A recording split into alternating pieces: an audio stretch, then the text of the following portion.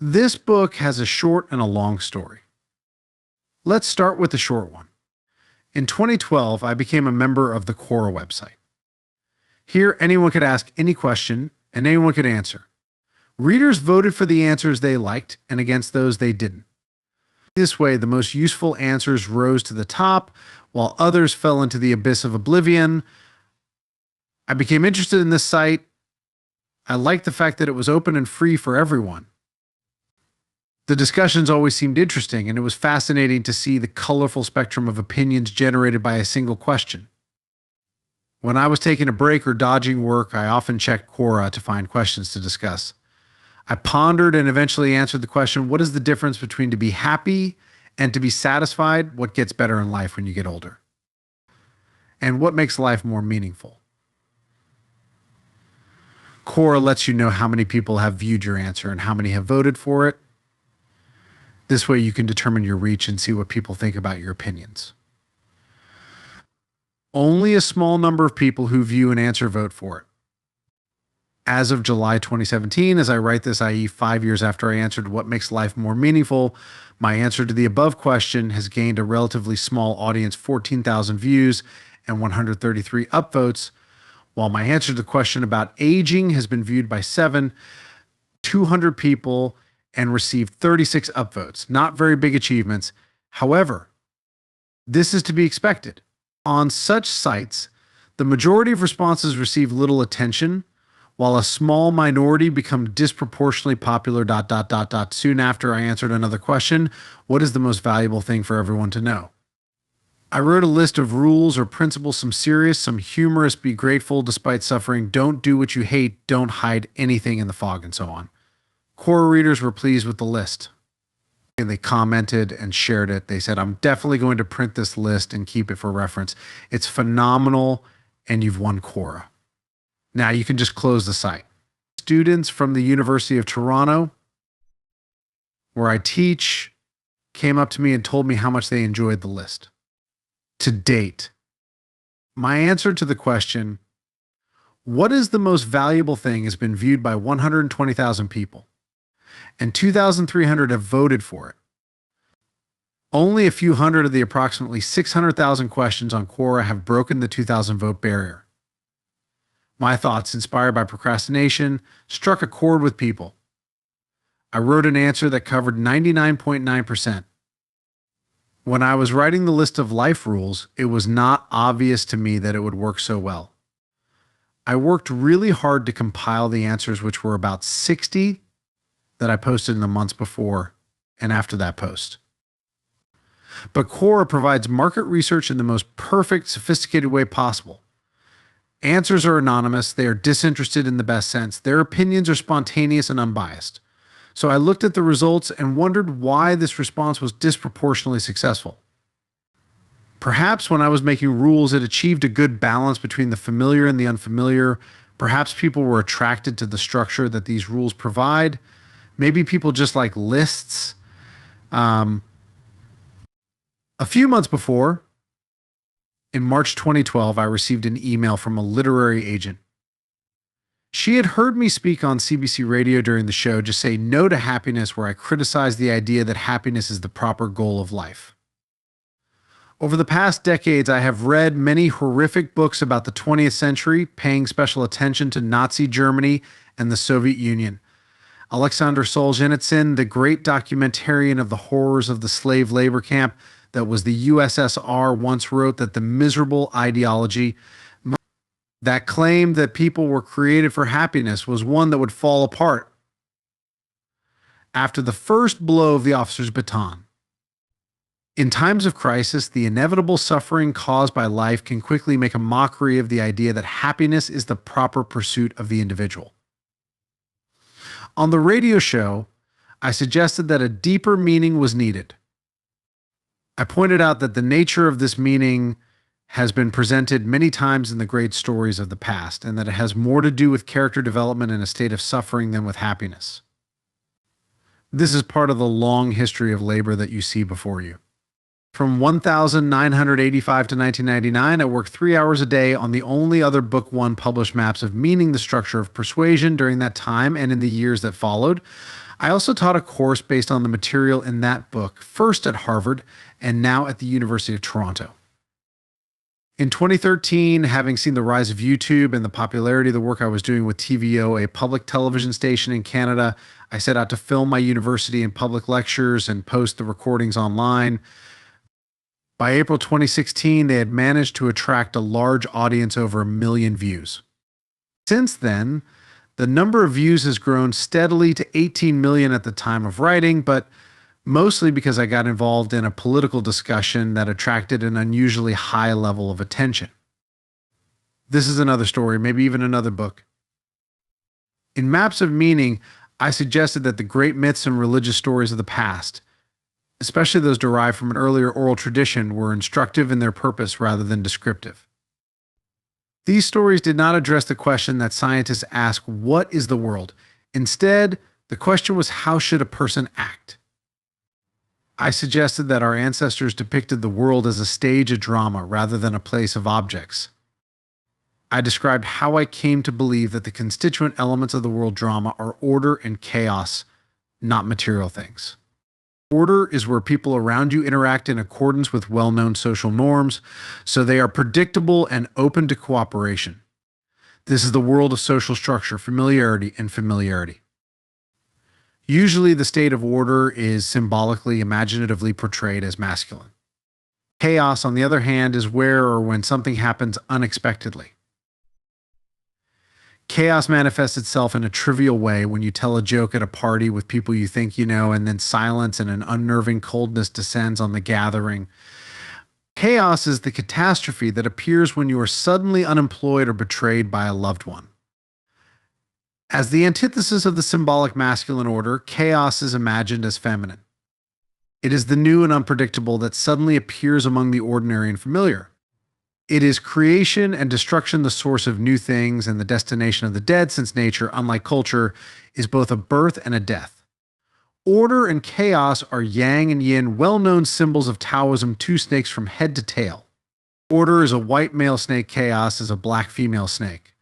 A black dot in white and a white dot in black indicate the possibility of transformation when everything seems safe and reliable. They can cooperate.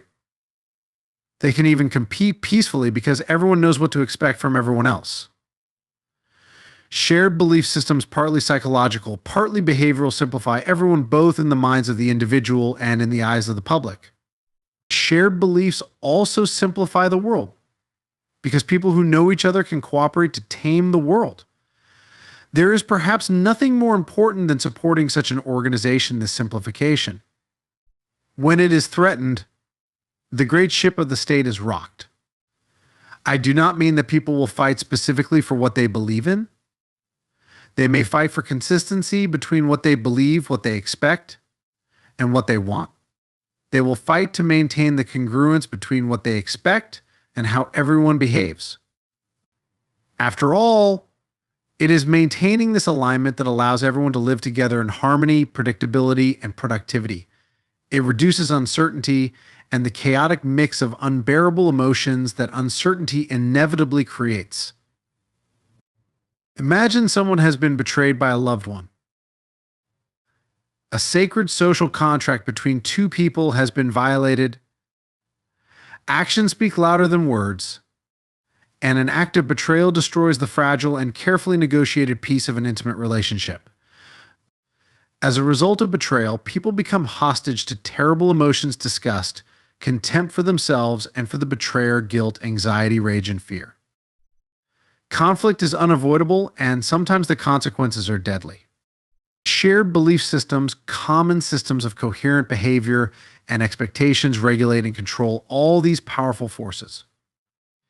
It is not surprising that people will fight to protect something that protects them from being obsessed with the emotions of chaos and terror, and from this escalating into fundamental confrontation and armed conflict. And that's not all. A common cultural system balances human interaction because it is also a value system, a hierarchy of value where certain things are given priority and weight, while others are not.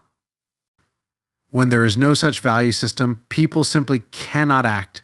Perception is also impossible then because action and perception require a goal, and a real goal can only be something of value. We experience most of our emotions in relation to goals. We are not happy until we see ourselves moving forward. The very idea of moving forward implies value. What's worse, the meaning of life without a positive evaluation is not just neutral. Because we are vulnerable and mortal, pain and suffering are an integral part of human existence. We desperately need something to counterbalance the suffering that is inherent in our being. So we must have meaning inherent in a deep value system, otherwise the horror of existence becomes the primary concern. And then we will be attracted to nihilism with its hopelessness and despair. So no value means no sense. However, there is a possibility of conflict between value systems. Thus, we are forever caught between Scylla and Charybdis. The loss of a group-centered belief makes life chaotic and unbearable. Its presence makes conflict with other groups inevitable. In the West, we have been moving away from our culture centered on tradition, religion, and nationality for some time now, in part to reduce the threat of conflict between groups. However, we are increasingly falling prey to despair over meaninglessness, and this is no better. In writing maps of meaning, I also proceeded from the premise that we can no longer afford conflict, at least not on the scale of the world conflicts of the 20th century. After all, our technologies of destruction have become too powerful. The potential consequences of war are literally apocalyptic. But we also cannot simply abandon our belief systems, faiths, and traditions. For months, I agonized over this seemingly insurmountable problem. Was there a third way invisible to me? And at that time, I had a dream. I was hanging in the air, many tiers above the floor, holding on to a candelabra under the dome of a giant of the cathedral. The people below were distant and tiny. There was a huge space between me and the walls, and it was the same up to the top of the dome. I'm used to paying attention to dreams not only because of my training as a clinical psychologist. Dreams shed light on dim places where consciousness itself has not yet traveled. I have also spent a lot of time studying Christianity more than other religious traditions, but I am constantly trying to correct this. Therefore, like others, I can and do attract what I know, not what I don't know. I knew that cathedrals were built in the shape of a cross, and the point under the dome was its center. I knew that the cross is simultaneously the place of greatest suffering, the place of death and transformation, and the symbolic center of the world. This was not where I wanted to be. I managed to descend from the heights of the symbolic heaven to the safety of the familiar faceless earth. I don't know how. Then, still in the dream, I returned to my bedroom in bed, and then tried to return to sleep and the peace of unconsciousness. However, as soon as I relaxed, I felt that my body was moving. A mighty wind was dissolving me, preparing to take me back to the cathedral to put me back in that center. There was no escape. It was a real nightmare. I forced myself to wake up. The curtains behind me were fluttering over the pillows. Half asleep, I looked at the foot of the bed. I saw the majestic doors of the cathedral. Shaking my head, I finally woke up and the door disappeared. My dream placed me in the center of being itself, and there was no escape. It took me months to realize what this meant. During this time, I came to a deeper personal realization of what the great narratives of the past have repeatedly emphasized. The center is occupied by the individual. The center is marked by a cross, as the X marks a place. Existence on this cross means suffering and transformation, and this fact must be accepted voluntarily. This will make it possible to rise above slavish affiliation with a group and its doctrines, and at the same time avoid the traps of the opposite excess, nihilism. Instead, one can find enough meaning in one's own consciousness and experience. On the one hand, there is the terrible dilemma of conflict, and on the other, psychological and social dissolution. How can the world be liberated from these extremes? The answer is through the elevation and development of the individual, as well as through the willingness of everyone to take on the burden of being and embark on a heroic path. We must accept as much responsibility as possible for our individual lives, society, and the world. We must all tell the truth, repair what is broken, and destroy and then recreate the old and obsolete.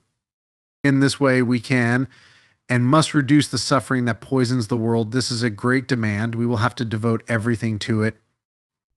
But the alternative is the horrors of authoritarian persuasion, the chaos of a destroyed state system, tragic deaths due to untamed nature, existential despair, and the weakness of an individual without a goal. This is clearly worse. I have been thinking about such ideas and giving lectures on such topics for decades.